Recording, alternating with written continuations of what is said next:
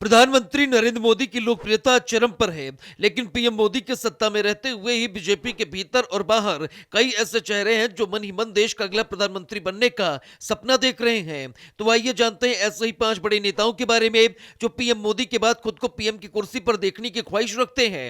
Number 1 पर आते हैं योगी आदित्यनाथ। योगी आदित्यनाथ का नाम आते ही सख्ती और एक्शन याद आ जाता है। उत्तर प्रदेश जैसे विशाल राज्य को कंट्रोल में रखना कोई आसान काम नहीं, लेकिन योगी ने यह कर दिखाया। माफिया के खिलाफ कार्रवाई, कानून व्यवस्था और धार्मिक मुद्दों पर उनका रुख बेहद साफ है। उनकी लोकप्रियता सिर्फ यूपी तक सीमित नहीं रही, यही वजह है कि उन्हें मोदी के सबसे मजबूत उत्तराधिकारी के रूप में देखा जाता है।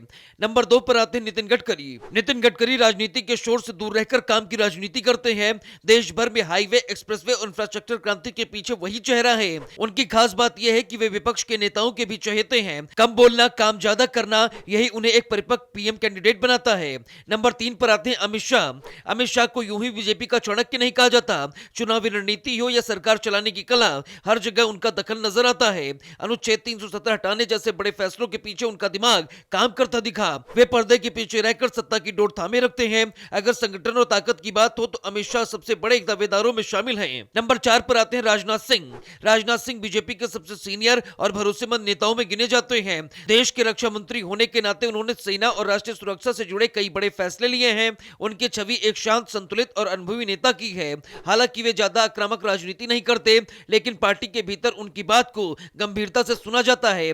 सीनियरिटी और अनुभव के चलते वे पीएम की दौड़ में शामिल माने जाते हैं। नंबर 5 पर आते हैं शिवराज सिंह चौहान। शिवराज सिंह चौहान यानी जनता के मामा। 4 बार मध्य प्रदेश के मुख्यमंत्री रह चुके शिवराज की सबसे बड़ी ताकत है लोगों से भावनात्मक जुड़ाव। किसानों, महिलाओं और गरीबों के लिए चलाई गई योजनाओं ने उन्हें बेहद लोकप्रिय बनाया। उनकी सादगी और जमीन से जुड़ी राजनीति उन्हें एक जनता वाला प्रधानमंत्री बनाने का सपना दिखाती है। नंबर 6 पर आते हैं हेमंत विश्व शर्मा।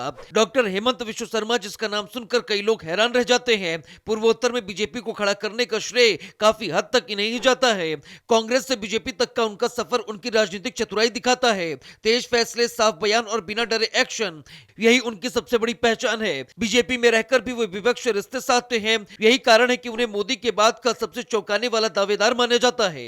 नंबर 7 पर आते हैं देवेंद्र फडणवीस। देवेंद्र फडणवीस को बीजेपी का युवा मास्टरमाइंड कहा जाता है।